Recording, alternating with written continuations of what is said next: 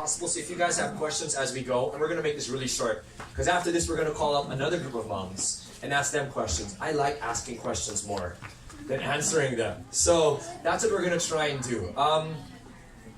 So very quickly, what I wanted to share is, why did we write this book? What is the answer that we can give to why we should homeschool? For me, I'm going to make this very brief because I can talk. The reason is, in one word, change. That's the main reason why. When I ask myself, why should people consider homeschooling? It is the word change. I want to give you 3 ways that homeschooling has changed the environment that I'm in. The first, homeschooling helps you change the way you view learning. Are there any educators here today? Any teachers? Any? Of course, Mrs. J, yes. Okay, welcome. So, part of what I had to do to be able to help homeschool better is I did my own studying. I tried to learn myself, and I realized in the world of learning today, as I completed a 15-month program at the Harvard Graduate School of Education called the Certificate of Advanced Education Leadership, I learned this one interesting triangle model. Can you all say instructional core? So when we look at the way people learn today, the first thing that changed in me is the way I view learning. And I think for many people who come into homeschooling, the way they view learning also changes. Here's what I learned. There's a professor named Richard Elmore, and he proposed that when we learn today, there's 3 main components. Can everyone say teacher here? Teacher? Teacher. All right. Student? Student. All right. Content. Content. So the interaction between these 3 determines the strength of the instruction and the learning. So the more that the teacher has time with you as a student, the more I give you, the more you ask me questions, the more we're able to engage math or science or reading or whichever, the stronger the interaction, the stronger the instruction and learning. Does that make sense? Yes. Okay, so that makes sense, right? But here's what changed me. My professor, her name is Dr. Liz City, she said that today, this is a little bit old as a model. Why? When I was in school, so my father who is here and my mom who are here, my father at a certain point, he was actually in the same school system that I was. He was the dean of one of the most prestigious programs in our blue school. So he has some teaching experience also, and he said he was quite a terror. That's my secret insight that I have about my father when he was in school.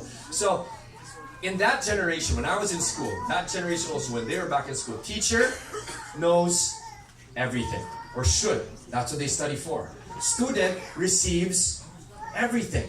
You're my teacher. And if I don't know what you're supposed to be teaching me, I'm going to have a problem because my grades will be bad, etc., etc. Are you with me so far? Today, the idea of teacher has changed based on Dr. Liz City's proposition because of a 6-letter word that used to be a verb that used to be a noun that is now a verb. Where do you go if you don't have answers to questions? Like my son asked me, Dad, the other day, my eldest, he's like, Dad, why is it that Monday to Friday people all over the world generally work and then Saturday and Sunday they don't? You know what I said to him? I used that 6-letter word. That used to be a noun that's now a verb. What is that word? Google it. Because of the internet and technology, the teacher does not know everything anymore. And they don't have to. The word teacher, based on her proposition, is now the word facilitator. Can y'all say facilitator? Facilitator. So instead of knowing everything and giving it to you, my job is to facilitate the learning, and your job is no longer to just receive it, but I can actually source it. I mean, all of you now, as I'm talking, you can go back to your phones and check with Google, is there really a professor named Richard Elmore? Does he make sense? I mean, it really talk about the instructional core. Is Edric here just kind of pulling our legs? You can validate everything I say. And in fact, you can do it without touching your phones by saying, Alexa, check. If you don't know Alexa, you might know Siri. If you don't know Siri, you know Friendster. So you know about Friendster, do you know? Okay. So you can get content online, and so the job of a student is now to be a learner. I'm no longer just passively sitting and taking in or doing my homework and assignments. The world is changing. Can everyone say changing? Changing. So the first thing that changed in me and in many homeschoolers that I've seen is the way we view learning. for the moms that choose to homeschool, the pressure in knowing everything and giving it has also changed. Because their job is to be a what? Facilitator. And my wife will talk more about that a little bit later. So if Joy can't teach math to my older sons, what will she do? She doesn't have to know everything. She facilitates. She connects my sons to programs like Khan Academy, which are free online content providers, right? So, first thing that has changed is the view of learning. When I saw this whole model and I learned this, I learned something fundamental which I love to share to parents, because many young parents and even older ones will ask, what's the best school for my child? Anywhere in the world, any good parent will want the best school that they can afford or get access to for their children, yes or no? Yes. So here's the shift in learning. Because of this world today, where the teachers no longer know everything and you can get anything online pretty much, the challenge is to find out, is this fake news or not? So the world is changing, and it is now called the learning core. This is what Dr. Liz City proposes. And as a result of this, here's the shift. We need to stop asking what is the best school, and we need to ask ourselves, what is the best way for my children to learn? Does that make sense? The first thing that has changed in me is this mindset. Oh, I know it's not about homeschool or regular school. It's not Montessori, progressive, traditional, big school, small school, Christians. The question should be, what is the best way for them to learn? Because all of these institutions and structures have now been leveled by technology and the online space, generally speaking.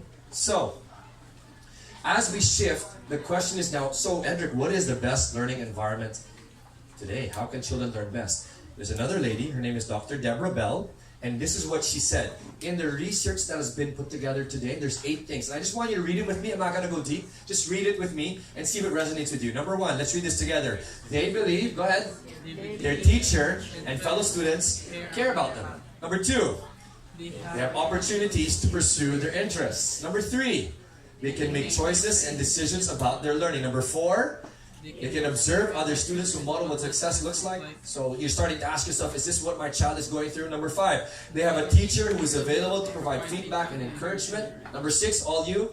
The work they are asked to do is matched with what they are ready to learn. Number 7, they can experience what they are studying first. Okay, finally, the research says the best way children can learn is if they have plenty, go ahead, of physical activity, sunshine, and fresh air. So, here's what she said. Dr. Deborah Bell, in a conference in Brazil 2 years ago, or 3 years ago, this is her slide. She put together researchers from all over, and they gathered it and said, this is the best learning environment. She said this is her synthesis. What does the best learning environment look like today that has changed the way I view learning?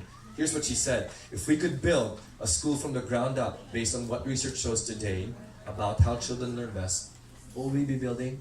Oh. So I want you to look at the person beside you, wherever you're standing right now, and say, your home is the best learning environment. Go. Your home is the best learning environment. So, first shift. The first thing that's changed is the way we view learning.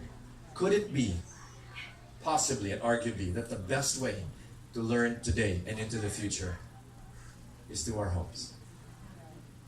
First shift. The second change, I'm going to go to my computer here to remember my story. The second change is all about relationships in the family.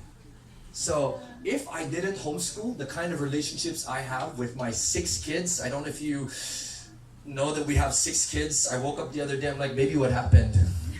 We're like rabbits. And the relationship I have with my wife are fundamentally different because of homeschooling. Let me give you a specific story. I'm not very proud of sharing this, but my wife shares it, so I'll share it anyways. There was this talk we were asked to give on parenting in Baguio. So we packed our kids, we're all in the car. They're singing songs, we're enjoying ourselves, we're driving up to Baguio for this talk on what? Parenting, right? How to be a good parent to your kids. And as we were driving up to Baguio, I was driving, right? No, we had a driver, yeah. So we were driving, I was preparing, I was like madly preparing, like, okay, gotta get myself together. And then the kids start making noise. So those of you that have young kids, you know, they kind of make noise in the car, and it's a contained environment for hours.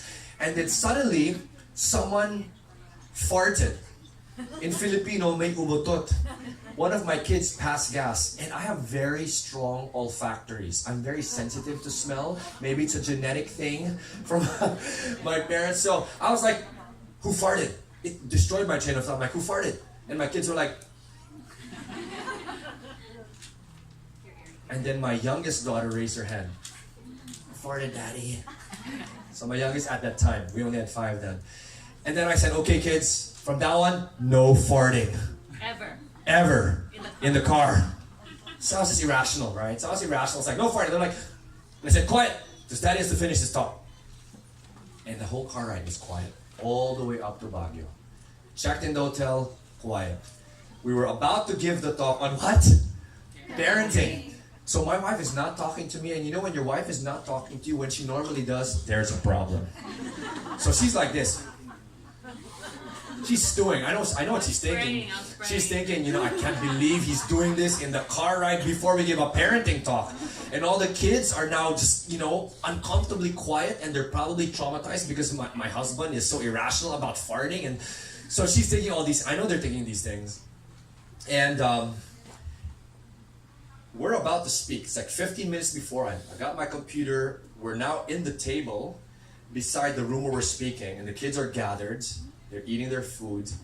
And as I'm about to go up, I realize, you know what? It's going to be such great hypocrisy if I get up there, talk about parenting, and my wife sees what kind of a father I was in the car right before that, and my kids all see that. What kind of